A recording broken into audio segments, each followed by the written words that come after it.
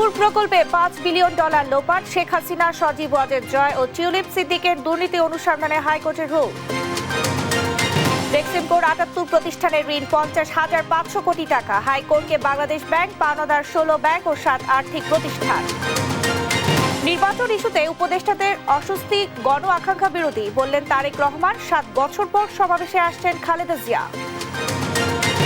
বাংলাদেশ পূর্ব তিমুরের মধ্যে চুক্তি ও সমঝোতা স্মারক সই, খোলা হবে কনসুলেট, বাণিজ্যিক সম্পর্ক আরও এগিয়ে নেওয়ার ঘোষণা। মহান বিজয় দিবস উদযাপনে প্রস্তুত জাতীয় স্মৃতিসৌধ, বাহারি ফুলে সেজেছে পুরো চত্বর, নেওয়া হয়েছে কয়েক স্তরের নিরাপত্তা ব্যবস্থা। রক্তের দাগ লেগে আছে ভারতের সংবিধানে, লোকসভায় বিরোধী দল কংগ্রেস ও গান্ধী পরিবারকে প্রধানমন্ত্রী মোদীর আক্রমণ। এবং কাল ভোরে ওয়েস্ট ইন্ডিজ বাংলাদেশ প্রথম টি-20 ওয়ানডে সিরিজ হারের হতাশা ভুলে ঘুরে দাঁড়াতে চায় টিম টাইগার্স।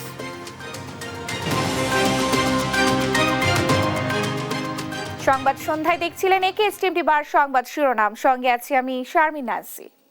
এবারে বিস্তারিত। ছাত্র জনতার গণ অভ্যুত্থানে ক্ষমতাচ্যুত প্রধানমন্ত্রী শেখ হাসিনা তার ছেলে সজীব ওয়াজেদ জয় ও ভাগ্নি টিউলিপ সিদ্দিকের মালয়েশিয়ার ব্যাংকের মাধ্যমে রূপপুর পারমাণবিক বিদ্যুৎ কেন্দ্র থেকে $5 বিলিয়ন বা $500 কোটি লোপাটের অভিযোগ অনুসন্ধানে দুদকের নিষ্ক্রিয়তা কেন অবৈধ ঘোষণা করা হবে না তা জানতে চেয়ে রুল জারি করেছেন হাইকোর্ট।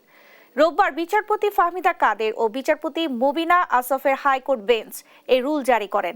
এর আগে ৩ সেপ্টেম্বর এই অভিযোগ অনুসন্ধানের নির্দেশনা চেয়ে হাইকোর্টে রিট দায়ের করেন এনডিএম চেয়ারম্যান ববি হাজ্জাজ।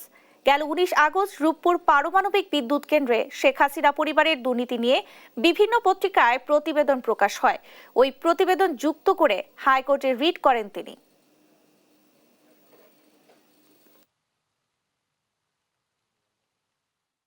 রূপপুর পাওয়ার প্ল্যান্টটা নিয়ে যে প্রবলেমটা, এই এমবেজলমেন্টের যে তথ্যগুলো আসছে, এটা নিয়ে সেরকম কোনো আমরা এখনো পর্যন্ত উদ্যোগ ইনভেস্টিগেশন বা উদ্যোগ বা ওরকম কিছু আমরা দেখিনি। সো দ্যাট ইজ ওয়াই এই রিটটা করার পর আই থিঙ্ক যে আমরা এক্সপেক্ট করব যে এটার একটা সবার অথরিটির কাছে একটা নিউজ পৌঁছাবে যে এটা নিয়ে আমরা সচেতন, এবং এক্ষেত্রে আই থিঙ্ক যে কোর্ট আজকে রুল জারি করার মাধ্যমে এটা নিশ্চিত করলেন যে এটা নিয়ে ফার্দার ইনভেস্টিগেশন ইনশাআল্লাহ হবে। বেক্সিমকোর অনিয়মের খতিয়ান হাইকোর্টে দাখিল করল বাংলাদেশ ব্যাংক। রোববার দুপুরে দাখিল করা প্রতিবেদনে বলা হয় ৩০ নভেম্বর পর্যন্ত বেক্সিমকোর কাছে ১৬টি ব্যাংক ও ৭টি আর্থিক প্রতিষ্ঠানের পাওনা ৫০,৫০০ কোটি টাকা। প্রতিবেদনে আরও বলা হয় বেক্সিমকো গ্রুপের ১৮৮ কোম্পানির মধ্যে ৭৮ কোম্পানি ঋণ নিয়ে পরিশোধ করেনি। যে সমস্ত ব্যাংকের ঋণ পরিশোধ করেনি বেক্সিমকো তার তালিকাও দেওয়া হয়েছে। এর আগে ১২ নভেম্বর বেক্সিমকো গ্রুপের কোম্পানিগুলো ব্যবস্থাপনায় রিসিভার নিয়োগ করতে হাইকোর্ট যে আদেশ দিয়েছিলেন তার মধ্যে শুধু বেক্সিমকো ফার্মাসিউটিক্যালস লিমিটেডের ক্ষেত্রে তা স্থগিত করেন আপিল বিভাগ। পরে হাইকোর্টকে ২ সপ্তাহের মধ্যে রুল নিষ্পত্তি করতে নির্দেশ দেওয়া হয়। গেল ৫ সেপ্টেম্বর এক রিটের প্রাথমিক শুনানি নিয়ে হাইকোর্ট রুল সহ এ আদেশ দেন।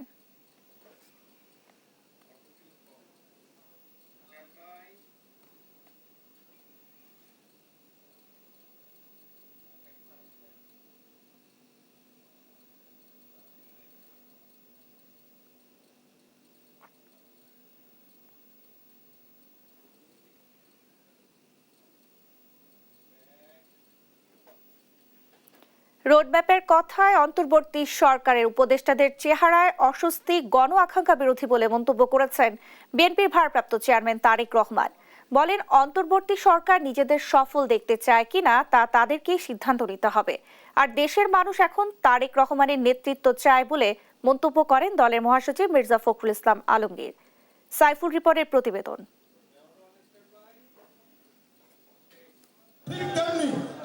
মহান বিজয় দিবস উপলক্ষে রাজধানীর ইঞ্জিনিয়ার্স ইনস্টিটিউশন মিলনায়তনে আলোচনা সভা করে বিএনপি। মনে রাখবেন, বিরাজনীতিকরণ করে বেশি দিন কেউ টিকে থাকতে পারে নাই।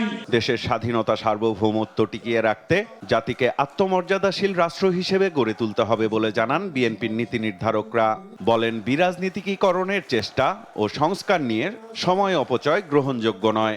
এই স্বাধীনতা কি আবারও আওয়ামী বাকশালীদের রাজনীতি করার ক্ষেত্র হিসেবে পরিণত করব? যদি তা না হয় তাহলে রাজনৈতিকভাবে আমাদেরকে একটা আত্মমর্যাদাশীল জাতি হিসেবে গড়ে উঠতে হবে। আছে কেউ যারা পদগুণে বুদ্ধিমান, পতাকা গুণে শক্তিমান, কিন্তু যখন পতাকা থাকে না তখন শুধু যে ডন্ডার উপর পতাকা থাকে ওটা থাকে আর কি, তাই না? আপনারা সবাই অনেকেই আছেন যারা হয়তো পরামর্শ দিতে পারেন, বুদ্ধি দিতে পারেন। দেখা যায় আমরা পরামর্শ বুদ্ধি শুনতে চাই আর কি, কিন্তু যিনি দিবেন তিনি ওই পদের গুণে দিয়েন না, পতাকার শক্তিতেও দিয়েন না। নির্বাচনমুখী হয়ে গেলে আর এই দেশের মানুষের সাথে ষড়যন্ত্র করে কেউ সুবিধা পাবে না। দলের মহাসচিব মির্জা ফখরুল ইসলাম আলমগীর বলেন, দেশের যে কোনো ইতিবাচক পরিবর্তনের কৃতিত্বের দাবিদার বিএনপি। সংস্কার বাস্তবায়নে দ্রুত গ্রহণযোগ্য নির্বাচনও দাবি করেন তিনি। প্রত্যেকটি বাংলাদেশি এই মুহূর্তে যেটা চায় সেটা হচ্ছে যারা তারেক রহমানের নেতৃত্ব চায় তার দেশে ফিরে আসাকেই চায়। আপনাদের আচার আচরণ ব্যবহারের উপর নির্ভর করবে যে সামনের দিনে জনগণের ভালোবাসা আপনারা পাবেন কি পাবেন না, আমরা পাবো কি পাবো না। আলোচনায় ভার্চুয়ালি যুক্ত হন বিএনপির ভারপ্রাপ্ত চেয়ারম্যান তারেক রহমান। বলেন, জনগণের গণতান্ত্রিক অধিকার থাকা না থাকার উপর নির্ভর করছে স্বাধীনতা, সার্বভৌমত্ব। অন্তর্বর্তীকালীন সরকারের আগামী দিনের কর্ম পরিকল্পনার রোডম্যাপ ঘোষণার কথা শুনলেই যদি উপদেষ্টাদের চেহারায় অস্বস্তির ছাপ ফুটে ওঠে, সেটি হবে অবশ্যই গণ আকাঙ্ক্ষা বিরোধী। সকল অস্পষ্টতা কাটিয়ে অচিরেই নির্বাচনী রোডম্যাপে যাত্রা শুরু করবে আমাদের এই প্রিয় বাংলাদেশ। সেই যাত্রায় আপনাদের বিশ্বস্ত সঙ্গী হচ্ছে দেশের গণতান্ত্রিকামী, স্বাধীনতা প্রিয় জনগণ। সুতরাং আপনারা জনগণের সঙ্গে থাকুন। আগামীতে স্বাধীনতা দিবস ও বিজয় দিবস শুধু উদযাপনের জন্য নয়, জনগণের প্রতি রাষ্ট্রের প্রতিশ্রুতি পূরণের দিন হবে, এমন প্রত্যাশার কথা জানান বিএনপির ভারপ্রাপ্ত চেয়ারম্যান তারেক রহমান। প্রতিশ্রুতি পূরণের একটি অর্থবহ দিন। সাইফুল রিপন, দেশ টিভি, ঢাকা। 7 বছর পর জনসম্মুখে সমাবেশ কর্মসূচিতে অংশ নিতে যাচ্ছেন বিএনপি চেয়ারপারসন বেগম খালেদা জিয়া। আগামী 21 ডিসেম্বর মুক্তিযোদ্ধা দলের মহান বিজয় দিবসের সমাবেশে প্রধান অতিথি হিসেবে অংশ নেবেন তিনি। বিএনপির প্রেস উইং জানিয়েছে, বিআইসিসি সম্মেলন কেন্দ্রে আয়োজিত এই সমাবেশে প্রধান অতিথি হিসেবে উপস্থিত থাকতে সম্মতি জানিয়েছেন খালেদা জিয়া। রোববার রাতে গুলশান বাসভবনে বিএনপি চেয়ারপারসনের সঙ্গে সাক্ষাৎ করেন দলের স্থায়ী কমিটির সদস্য মেজর অবসরপ্রাপ্ত হাফিজ উদ্দিন আহমদ ও মুক্তিযোদ্ধা দলের সভাপতি ইশতিয়াক আজিজ উলফাত। এই সমাবেশে ভার্চুয়ালি যুক্ত হবেন বিএনপির ভারপ্রাপ্ত চেয়ারম্যান তারেক রহমান। খালেদা জিয়া সবশেষ 2017 সালের 12 নভেম্বর ঢাকায় সোহরাওয়ার্দী উদ্যানে দলের এক সমাবেশে ভাষণ দিয়েছিলেন।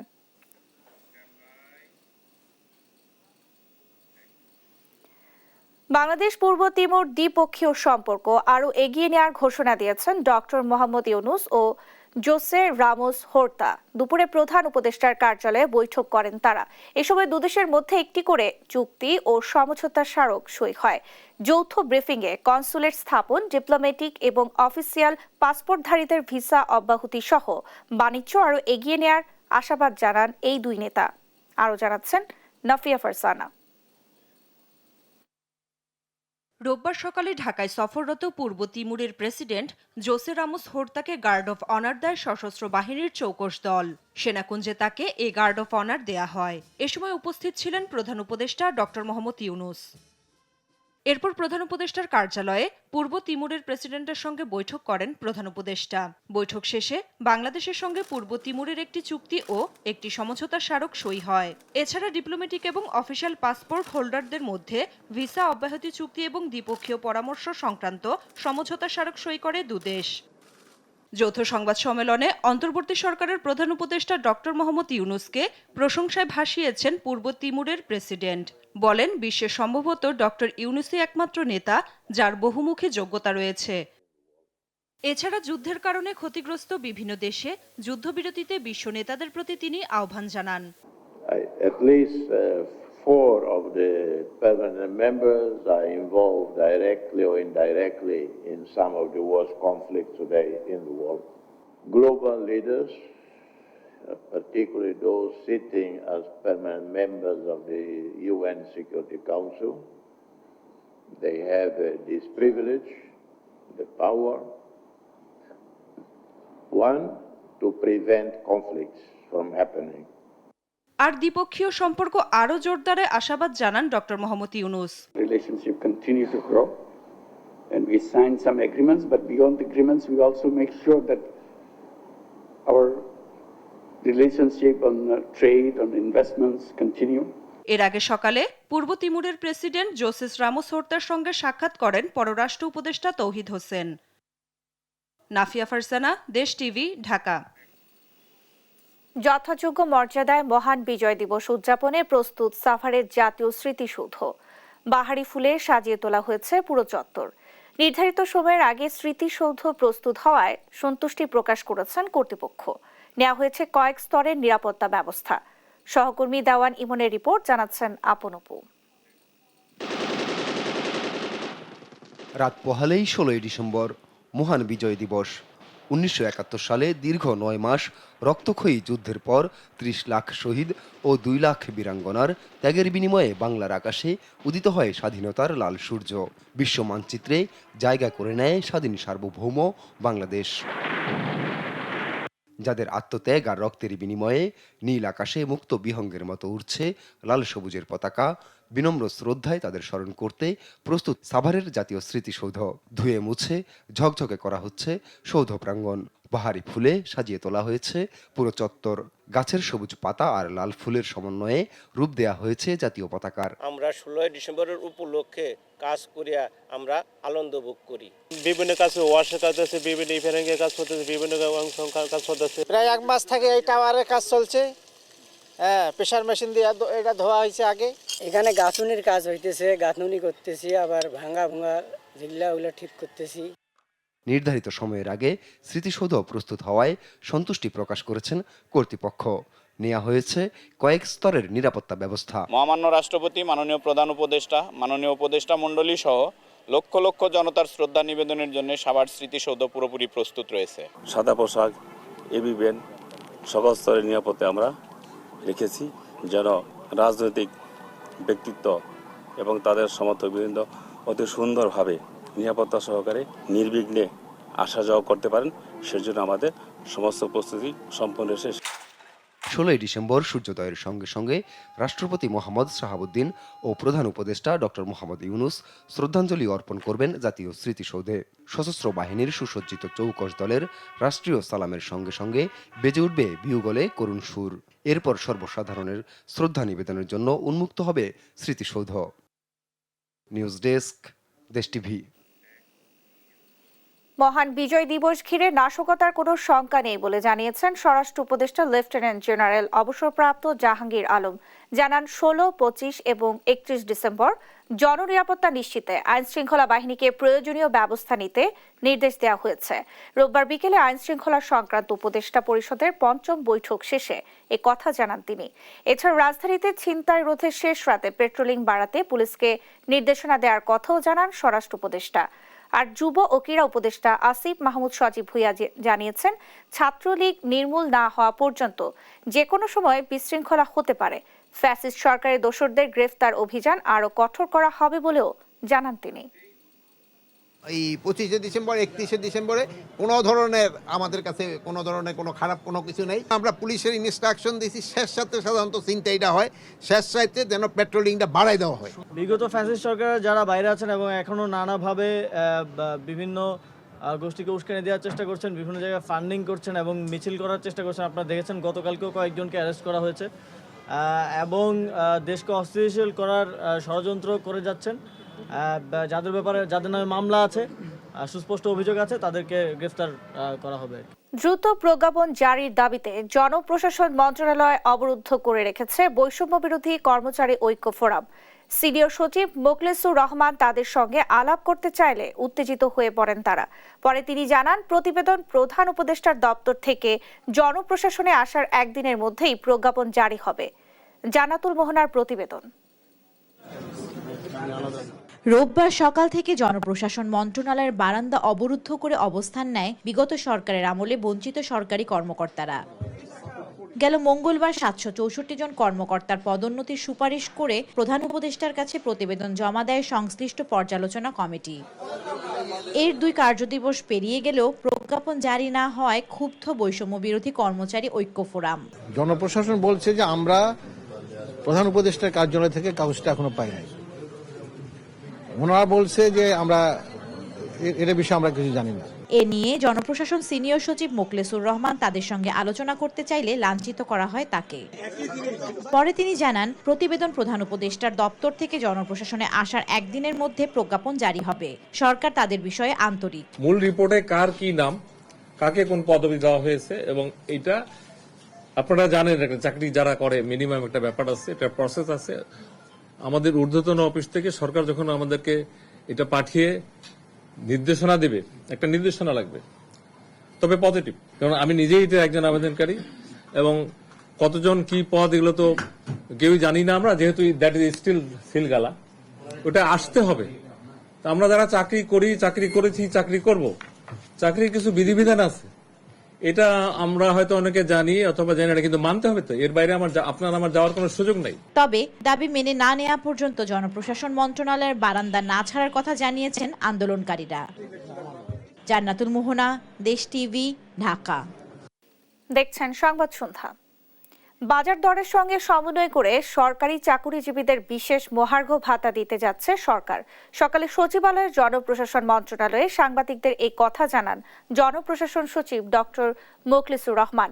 জানান, প্রধান উপদেষ্টা কার্যালয়ের মুখ্য সচিবকে প্রধান করে এই বিষয়ে কমিটি করা হয়েছে। সেই কমিটির সুপারিশের ভিত্তিতে কত শতাংশ ভাতা দেওয়া হবে তা ঠিক করা হবে। পে স্কেল ঘোষণা করতে দীর্ঘ সময় প্রয়োজন, তাই মহার্ঘ ভাতা দেওয়ার সিদ্ধান্ত হয়েছে বলে জানান জনপ্রশাসন সচিব। সরকারি কর্মকর্তা কর্মচারী যারা আছে সব তাদের জন্য একটা বার্তা অথবা সুখবর দিতে চাই যে যেহেতু পে কমিশন একটা করা দীর্ঘ সময়ের ব্যাপার, ইন্টারিম টাইমে একটা মহার্ঘ ভাতা কমিটি করেছে, যেখানে আমিও আছি। আমরা সামনের সপ্তাহে প্রথম মিটিং করব এবং ওখানে একটা স্ট্র্যাটেজি কৌশল অথবা কিভাবে আপার লিমিট লোয়ার লিমিট ঠিক করে, অফিসার স্টাফ স্ল্যাব ঠিক করে, ইনক্লুডিং পেনশনার, এবার যাতে পে স্কেল এই মহার্ঘ ভাতার সুবিধা পেনশনাররাও পায় সেই ব্যাপারে সরকার একমত। এবার আন্তর্জাতিক প্রসঙ্গ। ভারতের সংবিধানে লেগে আছে রক্তের দাগ। একে বারবার কুলুষিত করেছে গান্ধী পরিবার। ভারতীয় সংবিধানের ৭৫ বছর পূর্তিতে সংসদে এমন আক্রমণাত্মক বক্তব্য রাখেন প্রধানমন্ত্রী নরেন্দ্র মোদী। ভাষণের পুরোটাই ছিল কংগ্রেস ও গান্ধী পরিবার বিরুদ্ধে অভিযোগ। রায়হান কবির শুভ্রের ডেস্ক রিপোর্ট। বিশ্বের বৃহৎ গণতান্ত্রিক দেশ ভারত ৭৬-এ পা রেখেছে দেশটির সংবিধান। এ উপলক্ষে সংসদে দীর্ঘ সময় বক্তব্য রাখেন দেশটির প্রধানমন্ত্রী নরেন্দ্র মোদী। শনিবার সংসদে সংবিধান নিয়ে আলোচনায় প্রধানমন্ত্রী নরেন্দ্র মোদীর বক্তৃতার অধিকাংশ জুড়েই ছিল গান্ধী পরিবার। জওহরলাল নেহরুর অধ্যাদেশ থেকে ইন্দিরা গান্ধীর জরুরি অবস্থা সবই উঠে আসে মোদীর বক্তৃতায়। কংগ্রেস কখনো নিজেদের কলঙ্ক মুছতে পারবে না বলেও মন্তব্য করেন নরেন্দ্র মোদী। সাংবিধানিক ব্যবস্থাओं को समाप्त कर दिया गया। সংবিধান সংসদে গৃহীত হওয়ার পর ৭৫ বছরে ৫৫ বছরই রাজত্ব করেছে একটা পরিবার। কংগ্রেসের সেই পরিবার সংবিধানকে আঘাত করার কোনো সুযোগ ছাড়েনি। সংবিধানের ২৫ বছর পূর্তিতে ভারতীয় সংবিধান ছিঁড়ে ফেলা হয়েছিল। জরুরি অবস্থা জারি করে জনগণের সমস্ত সাংবিধানিক অধিকার কেড়ে নেওয়া হয়েছিল। গোটা দেশকে জেলখানায় পরিণত করেছিলেন ইন্দিরা গান্ধী। কংগ্রেস সেই দাগ কখনো মুছতে পারবে না। कांग्रेस के माथे पर जो पाप है ना, वो कभी भी धुलने वाला नहीं। এ সময় নেহরুর প্রসঙ্গ টেনে আনেন ভারতের প্রধানমন্ত্রী। जो परंपरा नेहरू जी ने शुरू की थी। প্রথম প্রধানমন্ত্রী এক সময় সমস্ত কংগ্রেস মুখ্যমন্ত্রীকে চিঠি লিখে বলেছিলেন, সংবিধান যদি বাধা সৃষ্টি করে তবে তা পরিবর্তন করা উচিত। সংবিধান পরিবর্তনে নেহেরু যে বীজ বপন করেছিলেন, ইন্দিরা গান্ধী তা অনুসরণ করেছিলেন। রক্তের স্বাদ পেয়ে সংবিধানের অপব্যবহার করে জরুরি অবস্থা জারি করেছিলেন তিনি। দেশের বিচার ব্যবস্থার উপর আধিপত্য বিস্তারের জন্য সাংবিধানিক সংশোধনী করে আদালতের ডানা কেটেছিলেন। মোদির অভিযোগ 60 বছর মেয়াদকালে 75 বার সংবিধান পরিবর্তন করেছে কংগ্রেস সরকার। इस परिवार ने संविधान को সংবিধানকে আক্রমণ করতে কোনো সুযোগ ছাড়েনি একটি পরিবার। কংগ্রেস এতটাই রক্তপিপাসু ছিল যে সংবিধানের আত্মাকে বারবার রক্তাক্ত করতে থাকে। 7 to 1952 এছাড়াও রাজীব গান্ধীকে ভোট ব্যাংকের রাজনীতি বলে আক্রমণ করেন মোদি। আর পুরো দেশের উন্নয়নে তার সরকার কি পদক্ষেপ নিয়েছে তাও শনিবার সংসদে তুলে ধরেন তিনি। राजीव गांधी जी प्रधानमंत्री बने, उन्होंने संविधान को एक और गंभीर झटका दे दिया। রায়হান কবি শুভ্র, নিউজ ডেস্ক, দেশ টিভি।